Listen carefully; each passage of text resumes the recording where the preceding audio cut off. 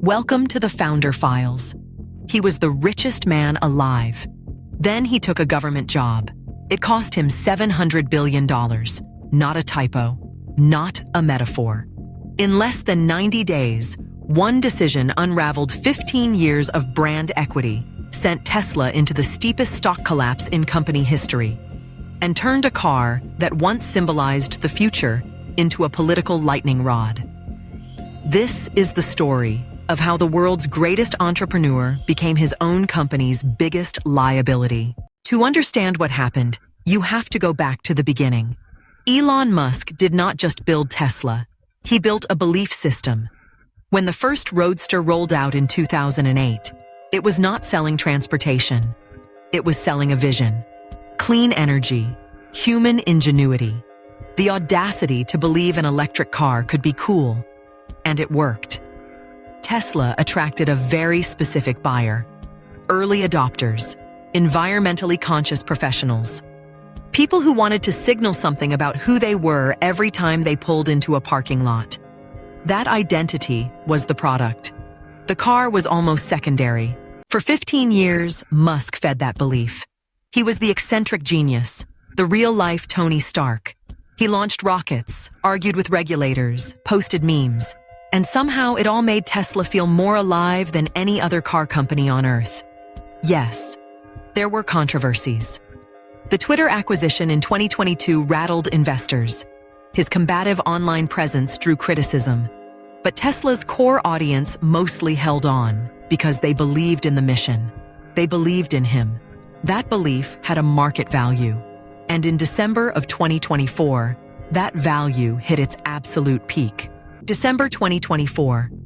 Elon Musk stands at a point no human being has ever occupied in economic history. His net worth reaches approximately $486 billion, according to the Bloomberg Billionaires Index. He has just helped deliver a presidential election.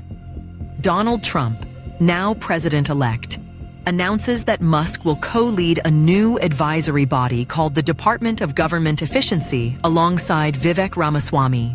DOGE, they call it. A nod to the internet meme.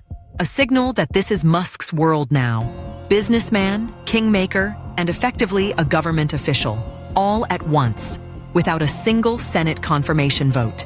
DOGE was structured as an advisory body outside the formal cabinet, an arrangement that was legally contested almost immediately. Critics argued Musk was functioning as a senior government official without Senate confirmation. Legal challenges piled up. Congressional scrutiny intensified. By March of 2025, DOGE claimed to have identified $160 billion in government savings. It was a headline-grabbing number, but one the Congressional Budget Office and independent economists said they could not verify. The methodology was opaque. The receipts did not add up. Still, the optics were undeniable. Musk had inserted himself into the machinery of American government, unlike any private citizen in modern history. And then, the market delivered its verdict. Tesla's stock, which had surged on post-election euphoria, began to fall. And then, it kept falling. Between the December 2024 peak and April 2025, Tesla lost more than 40% of its share price.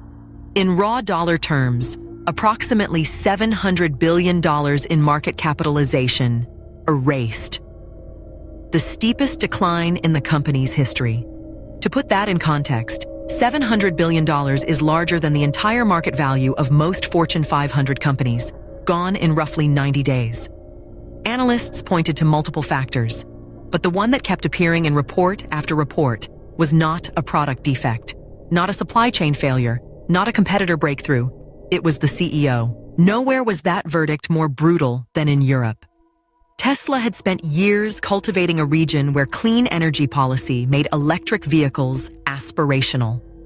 In February of 2025, European registration data from the European Automobile Manufacturers Association told a story that stunned the industry. Tesla registrations across the European Union fell 49% compared to the same month the year before. In Germany, the drop was 76%. In France, 63%. The product had not changed. The technology had not regressed. The buyers had simply looked at the man behind the brand and decided they no longer wanted to be associated with him. It was brand collapse in its most literal form. Back in the United States, the brand erosion took a more visceral form.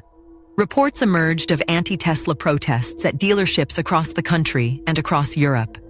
Vandalism incidents multiplied, some classified as federal crimes by the Department of Justice.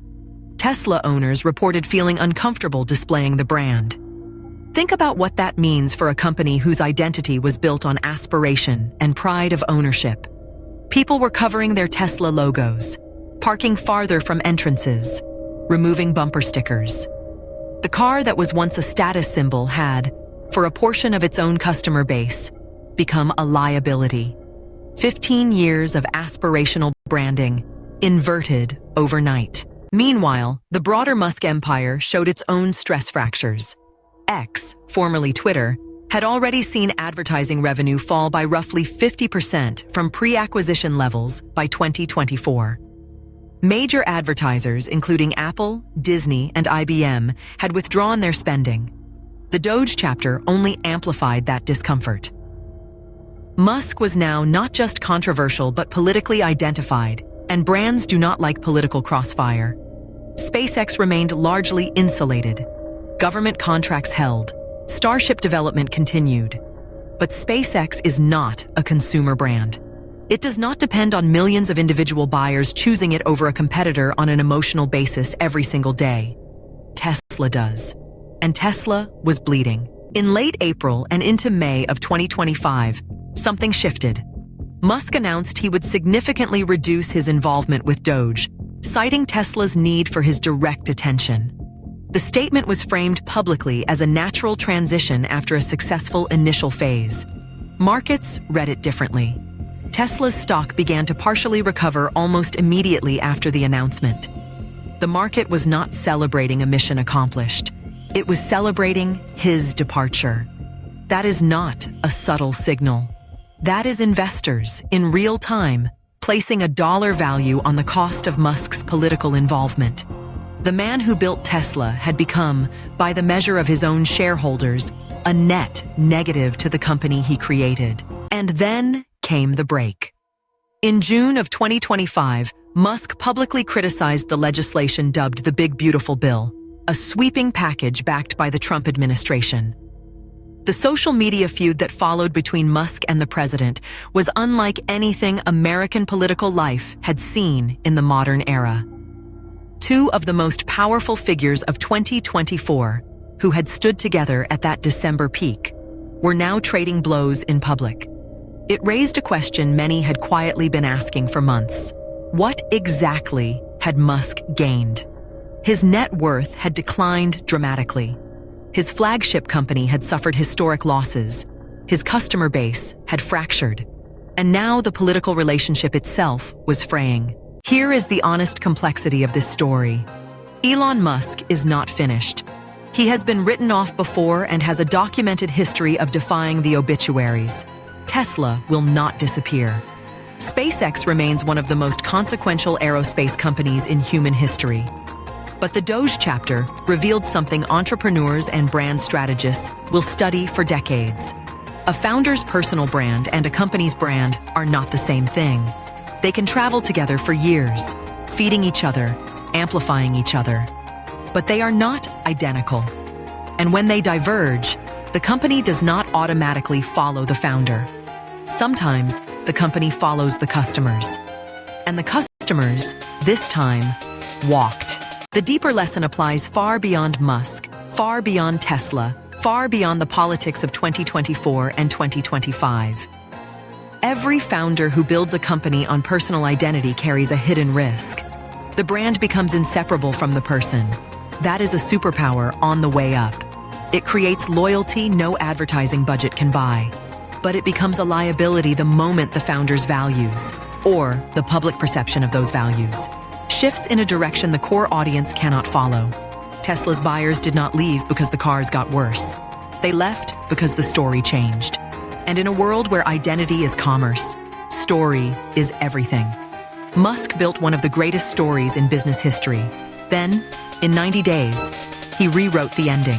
This is the Founder Files, Beyond the Brand. If this episode made you think differently about the relationship between a founder and the company they build, drop a comment below. We want to know, can Musk rebuild what was lost, or has the brand permanently changed? Subscribe so you do not miss what comes next. Because next week, we are going inside another empire built on identity, charisma, and a vision almost no one believed in at the start. Until then, see you next week on the Founder Files.